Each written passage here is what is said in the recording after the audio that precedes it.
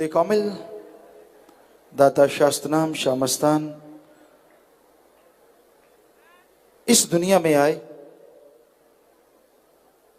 सुना करते थे हिंदू मुस्लिम सिख ईसाई सब हैं भाई भाई, पर उन्होंने ये रीत चलाई कि आज वाकई लाखों करोड़ों की तादाद में अलग अलग धर्मों के लोग एक साथ बैठते ही नहीं, बल्कि एक जगह बैठ के ओम अल्लाह वाहिगुरु गॉड कह सकते हैं। शेरों में आता है, शेर बनते हैं तो दोहे बनते हैं, उनमें लिखा आता है बिच मसीते जाके भाई वाहिगुरु नहीं बुला सकता।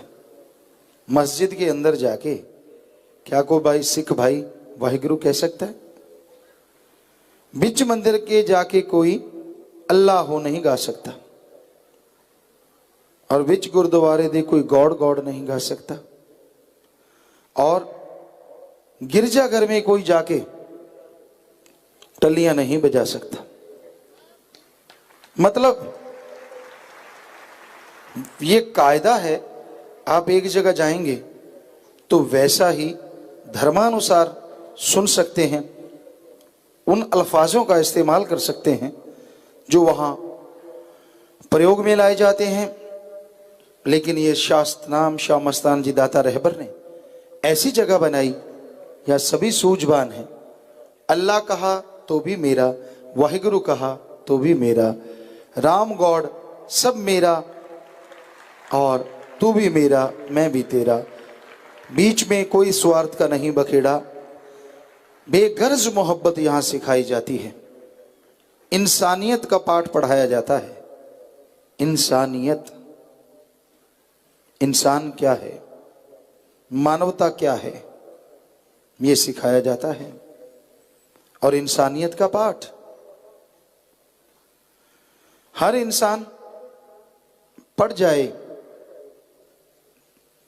तो बेइंतहा खुशियों के काबिल बन जाए। इंसानियत ही सिखाती है कि अगर आप इस पल अल्लाह वाहिगुरु गॉड खुदा राम जिस भी धर्म से आप संबंध रखते हैं, सच्चे दिल से उसको मान लो, अगले ही पल इस धरती पे स्वर्ग जन्नत से बढ़ के नजारे बन सकते हैं।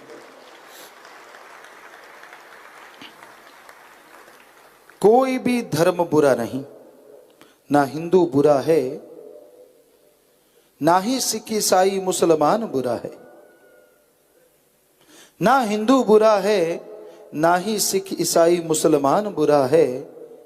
अरे बुराई पे उतर आए वो इंसान बुरा है। धर्म जात मजहब बुरे नहीं होते। किसी भी पवित्र रूहानी सूफी ग्रंथ को पढ़ लो, आपस में प्यार करो, राम का नाम जपो, सत्संग सुनो, भले काम करो, और छोड़ो नशे, छोड़ो निंदा, छोड़ो बुराइयां, छोड़ो बुरे कर्म छोड़ो। जगह जगह यह प्रचार है। तो भाई धर्मों में कोई कमी नहीं। गुरु बिचारा क्या करे जा सिखण में चूक। धर्म क्या कर सकते हैं अगर मानने वाले उसकी धज्जियां उड़ा दें।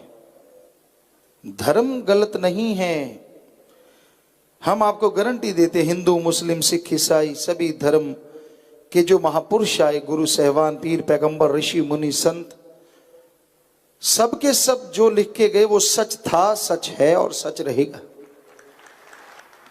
पर कोई पढ़ के विचारे ना और उसके अनुसार चले ना, तो इसमें पवित्र ग्रंथों का क्या दोष, इसमें गुरु संत पीर पैगंबर ऋषि मुनियों का क्या दोष।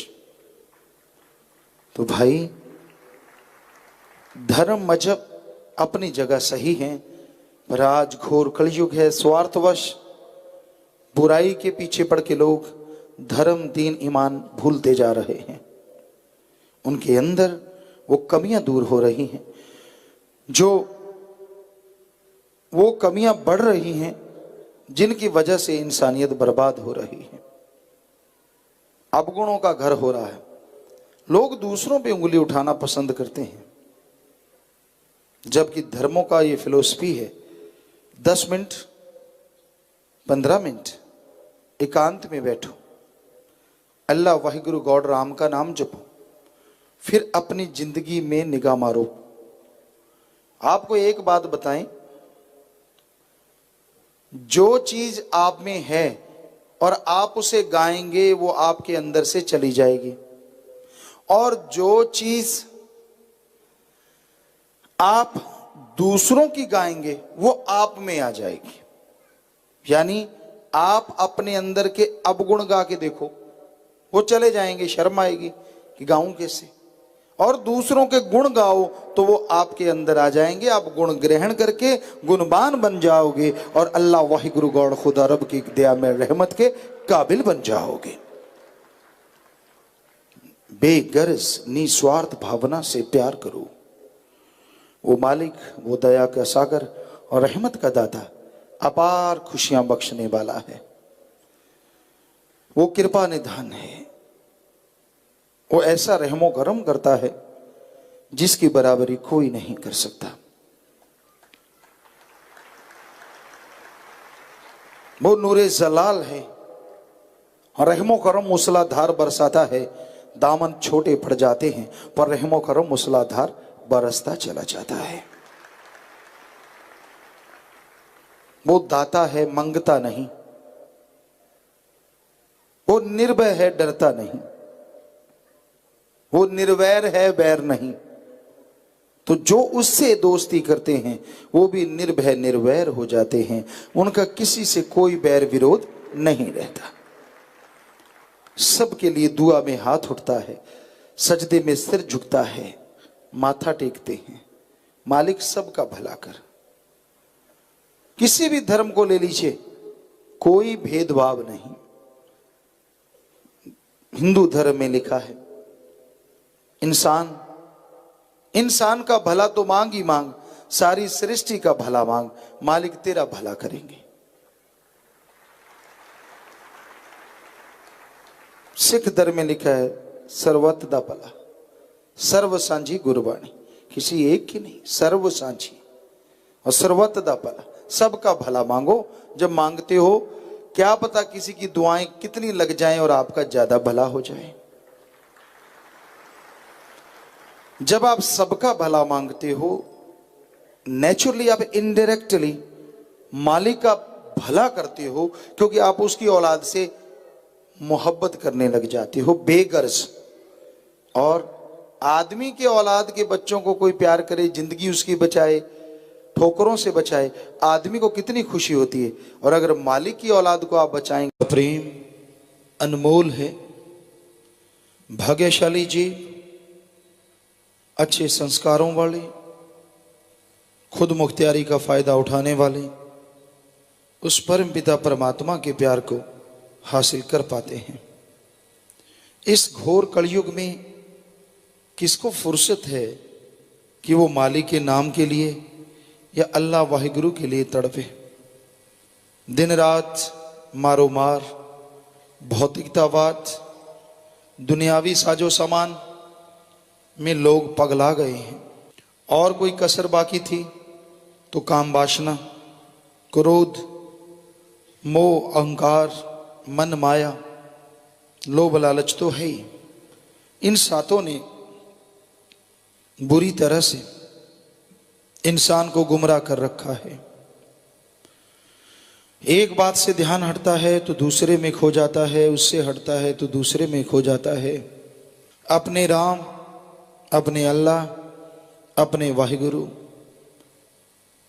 की याद तब आती है जब इंसान किसी परेशानी में फंस जाता है, कोई मुश्किल आ जाती है, कोई ऐसा कर्म जो उठाने में असमर्थ अपने आप को आदमी महसूस करता है, तो बरबस अपने आप अचानक मुंह पे मालिक का नाम आ जाता है।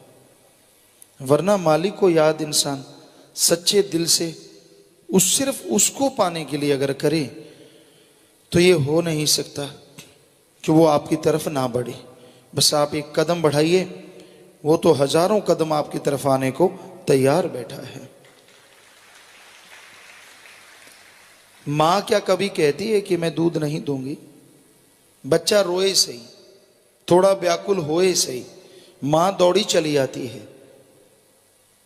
हम सब ने ये महसूस किया है, मां की गर्भ से हम सब लोग पैदा हुए और ये महसूस किया है कैसे मां तड़प जाती है, कैसे मां व्याकुल हो जाती है कि मेरे लाल को भूख ना लगी हो, ये ना हो, वो ना हो, सौ कुछ सोच जाती है, दौड़ के चली आती है। जरा सोचिए, अगर मां के प्रति बच्चा व्याकुल होता है, रोता है, मां दौड़ के चली आती है, तो अगर उस मालिक के लिए इंसान व्याकुल हो, तड़फे, वो मालिक जिसने मां को बनाया है उस मालिक के लिए कोई तड़फे, तो क्या मालिक नहीं दौड़ा चला आएगा? वो भी दौड़ा चला आएगा। बस उसके लिए कोई व्याकुल हो जाए, उसके लिए कोई तड़फ जाए। अरे बेपरवाह जी ने भजनों में फरमाया कि अरे इंसान बहुत तड़फा है काम वासना के लिए, क्रोध लोभ मोह अहंकार मन माया के लिए, कि अब तू तेरी याद में जल के देखेंगे। दुनिया में तो बहुत जल के देख लिया, बहुत कुछ कर लिया, आपने बहुत सारे प्रैक्टिकल किए होंगे, बहुत जीवन के रहस्य आपके साथ उजागर हुए होंगे, कई जगहों पे आपको मालूम पड़ा होगा कि भाई हाँ, जिंदगी के कोई ना कोई मरहला, कोई ना कोई मोड़ पे आपको अनुभव हुआ होगा कि मैंने ये किया, रिजल्ट क्या निकला। तो दुनिया में तड़प के देख लिया, तेरी याद में, हे मेरे मौला, हे मेरे राम, हे मेरे अल्लाह, हे मेरे वाहिगुरु, हम तेरी याद में भी तड़प के देखेंगे। और यकीन मानिए वो कभी भी किसी को तड़पाता नहीं है, बल्कि जो तड़प जाता है उस कंकर पत्थर को भी वो कोहे नूर बना के अपने ताज में बसा लेता है, अपने दिल में बसा लेता है। सो आप ये मत सोचिए आप क्या कर्म करते हैं, बल्कि ये सोचिए कि आपका मौला, आपका अल्लाह दोनों जहां का मालिक है, वो राम, वो वाहिगुरु, वो ईश्वर। ये सोच के तौबा कीजिए, आइंदा मैं ये गलतियां नहीं करूंगा, तेरी याद में तड़फूंगा। यकीन मानिए हम आपको गारंटी देते हैं, सतगुरु ने ऐसी कृपा की, उसकी याद में तड़फने में जो मजा है, जो लज्जत है, जो नशा है, बस शब्द ही तड़प देना पड़ता है, जन्मों जन्मों की तड़पन खत्म कर देता है। मालिक की याद में तड़पना एक अंदर सरूर देता है, एक नशा आता है, एक खुशी आती है। लगता है दूसरों को कि ये तो यार रो रहा है, ये तो व्याकुल है, ये तो परेशान है। नहीं नहीं, जो मालिक की याद में तड़फा करते हैं उनके जन्मों जन्मों की तड़फ खत्म होती है और मालिक के दर्श दीदार के वो काबिल बन जाया करते हैं। ऐसे लोगों को ही परमा आनंद मिलता है। परमानंद यानी ऐसा आनंद जो एक बार शुरू होता है, ऐसी लज्जत, ऐसा स्वाद, ऐसी खुशी जो एक बार शुरू होती है तो कंटिन्यू चलती जाती है। तो इसलिए भाई, दुनिया में तड़फ के देख लिया तो मालिक की याद में तड़फ के देखो। आप बराबरी कर लेना, तुलना कर लेना, किसमें मजा ज्यादा है। दुनिया में तड़फोगे, आपका साथ देगी दुनिया तब तक जब तक आप उनका मतलब हल करते हैं, जब तक आप उनकी स्वार्थ सिद्धि करते हैं। हम ये नहीं कहते कि आपस में प्यार ना रखो, रखो, पर ऐसा ना रखो कि मालिक भूल जाओ, क्योंकि ये दुनियावी प्यार तो एक ना एक दिन कच्चे धागे की मानिंद टूट जाना है। सो इसलिए भाई, मालिक का प्यार, मालिक की मोहब्बत सर्वोत्तम है। ठीक है, दुनिया में रहिए, कड़ा परिश्रम, हक हलाल, दसा नौवां दी किरत कमाई, मेहनत, हार्ड वर्क करते रहो। पर पंजाबी की कहावत आपको सुनाया करते हैं, हथ कार वल ते ध्यान यार वल। बस काम धंधा करते रहो और जीबा से ख्यालों से अल्लाह मालिक की भक्ति, वाहिगुरु राम को याद करते रहो। यकीन मानो जो काम कर रहे हो उसमें भी बरकत और मालिक की रहमत से अंदर भी आत्मिक शांति और खुशियों से आप लबरेज हमेशा बने रहेंगे।